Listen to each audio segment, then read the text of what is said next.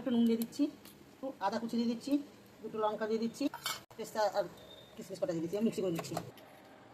দেখুন বন্ধুরা, পেঁপে সেখানে হাফ বাটির একটু বেশি চালের গুঁড়ো দিয়ে দিচ্ছি। সব উপকরণ দিয়ে ভালো করে মাখিয়ে নিয়েছি। এবার আমি এই থালে তেল মাখিয়ে নিয়েছি, ভালো করে তেলে থালে সেট করেছি। জলে ঢাকি দিয়ে ঢেকে দেবো, চাপা দিয়ে খুলছি।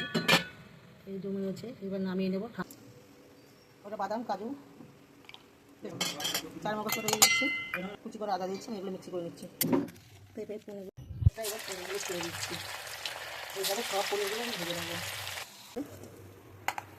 তেজপাতা কোটা জিরে দিয়ে দিলাম, মিক্সি করা মশলাগুলো দিয়ে দিচ্ছি, টমেটো পেস্ট করা দিয়ে দিচ্ছি, কাশ্মীর লঙ্কার গুঁড়ো হাফ চামচি হলুদ আর সামান্য একটু চিনি দিয়ে দিচ্ছি, স্বাদ মতো নুন দিয়ে দিচ্ছি। মশলা ভালো করে কষা হয়ে গেছে, এগুলো ঝোল ফুটছে, ঝোলের মধ্যে দিয়ে দিচ্ছি। বন্ধুরা, পেঁপের তরকারি আমি নামিয়ে নিয়েছি।